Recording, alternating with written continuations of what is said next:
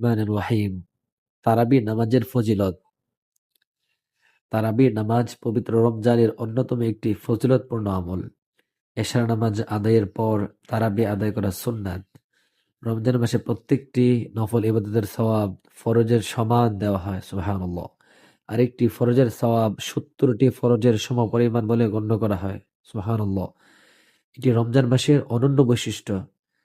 আল্লাহর রাসূল সাল্লাল্লাহু আলাইহি ওয়াসাল্লাম বলেন, যে ব্যক্তি রমজানে একটি নফল আমল করলো সে যেন অন্য মাসে একটি ফরজ আদায় করলো, আর যে ব্যক্তি এ মাসে একটি ফরজ আদায় করলো সে যেন অন্য মাসে 70টি ফরজ আদায় করলো।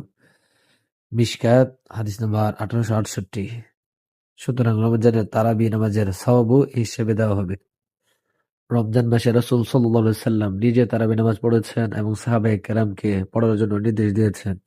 তারাবি নামাজ জামাতে আদায় করা এবং এতে কোরআন শরীফ খতম করা বড় সওয়াবের কাজ। তবে ঘরে বা মসজিদে সূরা কেরাতের মাধ্যমে আদায় করলেও সওয়াব পাওয়া যায়।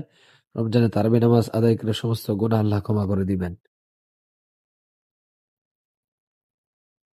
এই মর্মে রাসূলুল্লাহ সাল্লাল্লাহু আলাইহি ওয়াসাল্লাম বলেন, যে ব্যক্তি ঈমানের সঙ্গে সওয়াবের আশায় রমজানের রাতে তারাবি নামাজ আদায় করে তার অতীতের গুনাহ ক্ষমা করা হয়।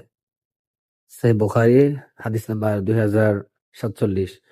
নবীজি আরো বলেন, যে ব্যক্তি ঈমান ও সওয়াবের আশায় রোজা রাখেন, তারাবি নামাজ পড়েন এবং কদরের রাতে জাগ্রত থেকে আল্লাহর ইবাদত করেন, তার জীবনের আগের সব গুনাহ ক্ষমা করা হবে।